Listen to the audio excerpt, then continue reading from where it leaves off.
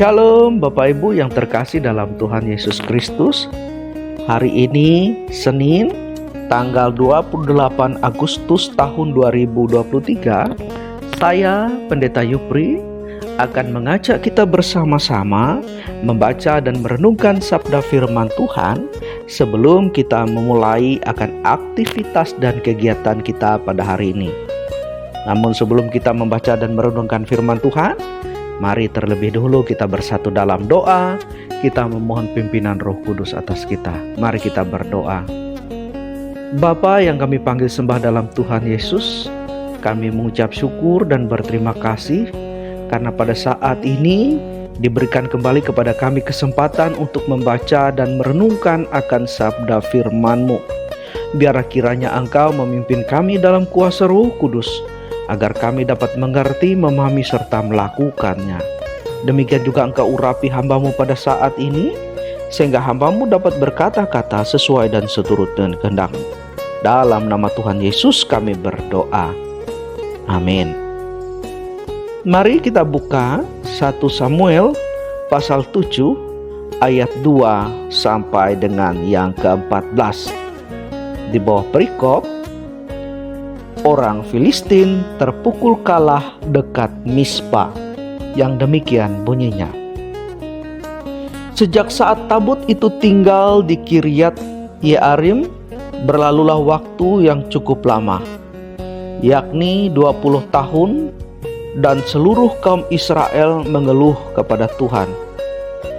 Lalu berkatalah Samuel kepada seluruh kaum Israel demikian, "Jika kamu berbalik kepada Tuhan dengan segenap hati, maka jauhkanlah para allah asing dan para Asitoret dari tengah-tengahmu, dan tujukan hatimu kepada Tuhan dan beribadahlah kepadanya, maka Ia akan melepaskan kamu dari tangan orang Filistin." Kemudian orang-orang Israel menjauhkan para Baal dan para Asitoret dan beribadah hanya kepada Tuhan. Lalu berkatalah Samuel, "Kumpulkanlah segenap orang Israel di Mispa, maka aku akan berdoa untuk kamu kepada Tuhan." Setelah berkumpul di Mispa, mereka menimba air dan mencurahkannya di hadapan Tuhan. Mereka juga berpuasa pada hari itu dan berkata di sana, "Kami telah berdosa kepada Tuhan." Dan Samuel menghakimi orang Israel di Mispa. Ketika didengar orang Filistin bahwa orang Israel telah berkumpul di Mispa, majulah raja-raja kota orang Filistin mendatangi orang Israel. Serta didengar orang Israel demikian, maka ketakutanlah mereka terhadap orang Filistin. Lalu kata orang Israel kepada Samuel, "Janganlah berhenti berseru bagi kami kepada Tuhan Allah kita, supaya Ia menyelamatkan kami dari tangan orang Filistin itu." Sesudah itu Samuel mengambil seekor anak domba yang menyusu, lalu mempersembahkan seluruhnya kepada Tuhan sebagai korban bakaran. Dan ketika Samuel berseru kepada Tuhan bagi orang Israel, maka Tuhan menjawab dia. Sedang Samuel mempersembahkan korban bakaran itu, majulah orang Filistin berperang melawan orang Israel. Tetapi pada hari itu, Tuhan mengguntur dengan bunyi yang hebat ke atas orang Filistin dan mengacaukan mereka, sehingga mereka terpukul kalah oleh orang Israel. Keluarlah orang-orang Israel dari Mispa, mengejar orang Filistin itu dan memukul mereka kalah sampai hilir Betkar. Kemudian Samuel mengambil sebuah batu dan mendirikannya antara Mispa dan Yesana. Ia menamainya Eben Eazer. Katanya, "Sampai di sini Tuhan menolong kita." Demikian firman Tuhan. Amin. Bapak, Ibu, saudara-saudara yang terkasih dalam Tuhan Yesus Kristus, setelah tabut perjanjian dikembalikan ke Israel oleh orang Filistin, yang mana sempat dirampas dari tangan orang Israel, ternyata keadaan orang Israel tidak berubah. Mereka tetap mengalami penindasan dan tidak dilepaskan dari tangan orang Filistin. Padahal seharusnya ketika tabut perjanjian yang merupakan lambang kehadiran Allah di tengah umatnya sudah ada di tangan mereka, seharusnya mereka akan mengalami kemenangan, kelepasan, dan kebebasan. Karena itu mereka datang mengeluh kepada Tuhan tentang keadaan mereka. Nah, saudara-saudara yang terkasih dan yang mengasihi Tuhan, Nabi Samuel menunjukkan sebabnya mengapa mereka tidak mengalami kelepasan, tidak mengalami kemenangan dan kebebasan. Dalam ayat yang ketiga, dalam nas kita hari ini, Nabi Samuel menunjukkan kepada mereka akan kesalahan mereka, yaitu mereka telah menyembah Baal dan para Asitoret. Itulah sebabnya mereka tidak mengalami kemenangan dan tidak mengalami kelepasan daripada musuh-musuh mereka, yaitu para orang Filistin. Jadi saudara-saudara, selain mereka menyembah Allah Israel, ternyata orang-orang Israel ini juga menyembah Baal dan Asitoret. Nah, Bapak Ibu saudara-saudara yang terkasih dan yang mengasihi Tuhan, setelah orang Israel mendengar hal itu, mereka pun bertobat. Dan setelah mereka bertobat, saudara-saudara, kita dapat melihat dalam nas kita hari ini, di mana mereka akhirnya menang dalam peperangan melawan para musuh mereka yang datang menyerang mereka. Saudara-saudara yang terkasih dan yang mengasihi Tuhan, jika dalam kehidupan iman kita seperti orang Israel pada saat itu yang dinyatakan dalam nas kita hari ini, yaitu kita menyembah Tuhan Yesus tetapi juga masih menyembah dan percaya kepada dewa-dewi, berhala, minyak-minyak, dukun, ilmu magis, tahayul, dan seterusnya, maka saudara-saudara, kita juga tidak akan mengalami kemenangan.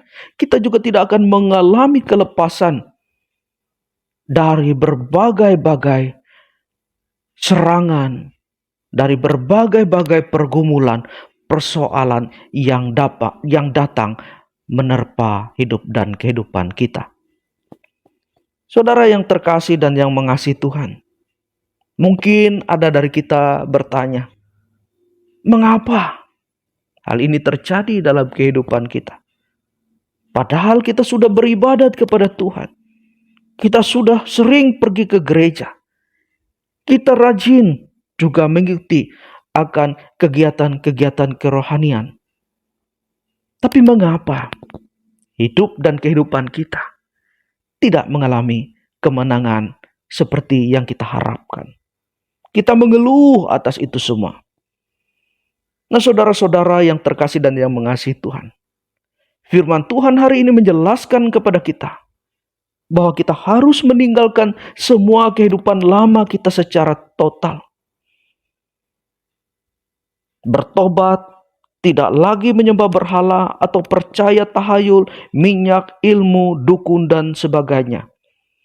Jika kita bertobat, kita mengakui bahwa kita telah berdosa seperti orang Israel yang diperhadapkan dalam nas kita hari ini, mengakui akan segala dosa dan kesalahan mereka. Maka demikian juga dan kita, jika kita mengakui setiap dosa dan kesalahan kita, kita mau bertobat dan hanya menyembah Allah yang kita panggil dalam Yesus Kristus, maka kita akan mengalami kemenangan yang datang dan berasal daripada Tuhan yang akan membela dan memelihara kita. Amin. Mari kita bersatu dalam doa. Bapa yang kami panggil sembah dalam Tuhan Yesus Kristus, terima kasih atas firman-Mu yang boleh kami bersama-sama baca dan renungkan pada hari ini. Biarlah kiranya sabda firman-Mu tadi boleh tertanam kuat dalam hati dan kehidupan kami. Biarlah kiranya kami hanya menyembah hanya Engkau satu-satunya Tuhan dan Juru Selamat dalam hidup dan kehidupan kami. Biarlah kami dimampukan untuk meninggalkan akan segala iman-iman kami yang lama. Bapa dalam Tuhan Yesus Kristus, demikian juga pada saat ini kami mohon biar kiranya Engkau menuntun kami dalam langkah-langkah hidup kami, agar di dalam langkah-langkah hidup kami boleh berjalan dalam kebenaran firman-Mu dan menyenangkan hati-Mu. Pada hari ini Bapa, jikalau sebentar lagi kami akan melakukan segenap aktivitas dan kegiatan kami, atau bahkan kami telah memulai akan setiap aktivitas dan kegiatan kami mohon berkat pengasihan-Mu. Sertai akan setiap apa yang kami lakukan, apa yang kami perbuat dan apa yang kami kerjakan. Jauhkan kami dari celaka mara bahaya kuasa setan iblis kegelapan, dari pertengkaran, perselisihan, amarah, bahkan dari sakit penyakit. Kiranya Tuhan menaungi kami dan juga keluarga kami, orang-orang yang kami kasih dan cintai sepanjang hari ini, agar hari ini boleh berlalu dalam pertolongan Tuhan. Demikian juga pada saat ini hamba-Mu ingin berdoa. Biar kiranya ya Tuhan, Engkau memberkati setiap hamba-hamba-Mu yang hari ini mendengarkan sabda firman-Mu. Bagi mereka yang sakit, Kau berikan kesembuhan. Yang berbeban berat diberikan kelegaan, yang bersedih diberikan penghiburan. Kami juga berdoa pada saat ini Tuhan, yaitu untuk jemaat-Mu, Lohing Kabujur, Olung Siron. Kiranya lawatan kasih, berkat, penyertaan Tuhan boleh senantiasa terjadi di tengah-tengah jemaat-Mu ini. Biar kiranya jemaat-Mu ini semakin mengasihi Engkau, berjalan dalam kebenaran firman-Mu. Engkau memberkati segenap program-program penata layanan yang ada. Engkau memberkati panatua diakon, guru sekolah minggu, bahkan ibu pendeta, selaku ketua jemaat yang ada di sana. Ya Tuhan, biarlah kiranya jemaat ini semakin disatukan dalam kasih Tuhan. Kami juga berdoa biarlah kiranya Engkau menolong mereka dalam setiap pergumulan-pergumulan persoalan yang mereka hadapi. Agar dalam setiap pergumulan persoalan yang mereka hadapi, mereka boleh beroleh kemenangan dan kelepasan, diberikan ketabahan, kesabaran, dan kekuatan. Terima kasih Tuhan, ini doa kami. Kami satukan doa kami saat ini dengan doa yang pernah Tuhan ajarkan, dan saat ini kami bersama ucapkan demikian. Bapa kami yang ada di sorga, dikuduskanlah nama-Mu, datanglah kerajaan-Mu, jadilah kehendak-Mu di bumi seperti di sorga. Berikanlah kami pada hari ini makanan kami yang secukupnya, dan ampunilah kami akan kesalahan kami, seperti kami juga mengampuni orang yang bersalah kepada kami. Dan jangan membawa kami ke dalam pencobaan, tetapi lepaskanlah kami daripada yang jahat. Karena Engkau yang punya kerajaan, kuasa, dan kemuliaan sampai selama-lamanya. Amin. Demikian Bapak Ibu, Tuhan Yesus memberkati. Haleluya. Tuhan memberkati engkau dan melindungi engkau. Tuhan menyinari engkau dengan wajah-Nya dan memberi engkau kasih karunia. Tuhan menghadapkan wajah-Nya kepadamu dan memberi engkau damai sejahtera. Amin.